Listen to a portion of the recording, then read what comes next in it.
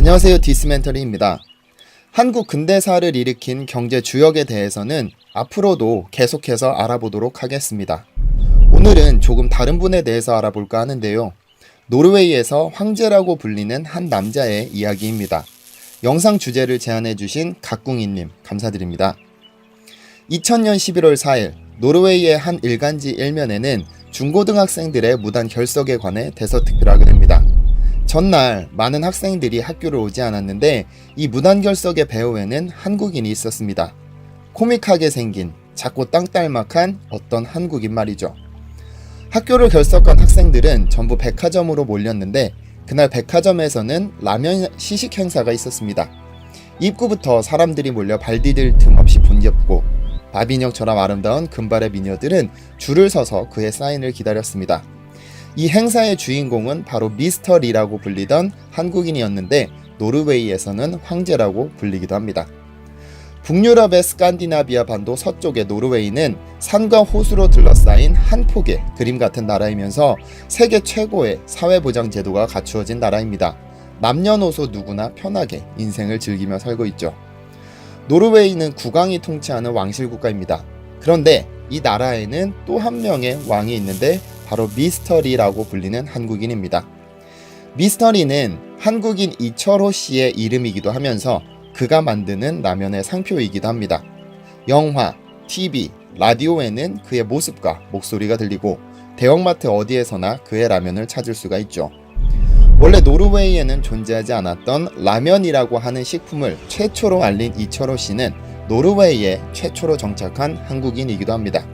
그의 이름은 노르웨이 초중고등학교 교과서에도 있고 노르웨이 인명사전에도 등재되었습니다. 노르웨이 사람들은 남녀노소를 불문하고 라면이라는 음식을 좋아한다고 합니다만 그만큼이나 미스터리라고 하는 사람을 사랑하기도 합니다. 친근하면서 약간한 코믹한 모습에 반한 것이죠. 충남 천안에서 태어난 이철호 씨는 한국전쟁 중에 가족과 헤어지는 아픔을 겪습니다. 당시 그의 나이 13세였죠. 가족과 헤어지고 나서 미군 부대 주위에서 생활하며 구두도 닦아주고 심부름을 하며 자랐습니다. 착실하고 귀여워서 미군들의 사랑을 독차지했죠. 그러던 어느 날 폭탄 파편이 튀어 부상을 입는데 노르웨이 이동병원에서 치료를 받게 됩니다. 그러나 부상이 워낙에 컸기 때문에 의료진은 전신에 깁스를 감은 상태로 노르웨이로 데려갔고 그렇게 노르웨이 최초의 한국인이 되었습니다. 그는 어릴 때 배우지 못한 것이 한이 된 이철호 씨는 청소, 접시 닦기, 벨보이, 변소치기 등등 닥치는 대로 일을 하면서 학업을 이어갔습니다. 그러다 대학교 호텔 경영학과에 진학해서 마침내 어릴 적 꿈인 요리사 자격증을 취득했죠. 요리사로 돈을 벌면서 그는 가끔 한국에 다녀왔고 들어올 때마다 라면을 조금씩 가져왔습니다. 어릴 적부터 국수를 좋아했던 이철호 씨는 자기가 먹으려고 라면을 조금씩 들여왔던 것인데 아무리 먹어도 이렇게 완벽한 음식이 없었습니다. 그래서 주위에 조금씩 라면을 소개하게 된 것이죠. 하지만 처음에는 반응이 그렇게 좋지는 못했습니다. 꼬불꼬불한 줄이 마치 걸레 모양 같다는 사람, 걸쭉하고 끈적한 느낌이 역겹다는 사람부터 받는 즉시 쓰레기통에 버리는 사람도 있었습니다. 그래도 이왕에 시작했으니 1년이든 2년이든 꾸준히 라면을 알리겠다고 마음먹었고 안 먹으면 자신이 먹으면 된다는 배짱도 있었습니다.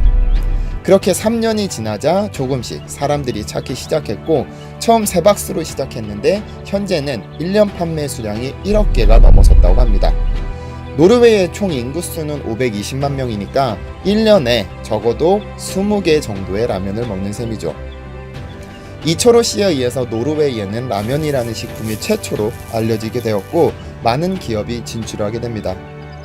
미스터리의 시장 점유율은 무려 60%가 넘는데 한때는 시장 점유율 95%에 이르기도 했습니다. 그가 노르웨이 입맛에 맞게 개발했기 때문이죠. 자극적이지 않고 순하고 부드러워서 누구나 좋아한다고 합니다. 그는 16살에 노르웨이에 왔기 때문에 한국어를 거의 잊어버렸다고 했습니다.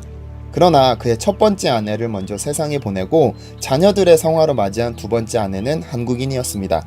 그녀에게서 다시 한국어를 배웠다고 했습니다.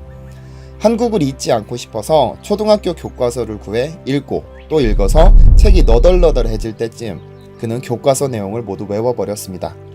노르웨이에서 생활한 지 45년이 지나는 동안 지난 35년은 노르웨이에서 성공하려고 노력했고, 지난 10년은 한국인으로 거듭나려 노력했습니다.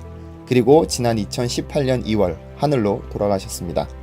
그의 노력이 없었으면 노르웨이 사람들은 평생 동안 라면이라는 존재를 몰랐을 것입니다. 그의 뼈를 깎는 노력이 바탕이 되어 한국인의 성실함, 한국 음식의 다양함이 알려지게 됐고, 훌륭한 한국인이 있다는 사실도 알게 됐습니다. 이철호님 고생하셨습니다.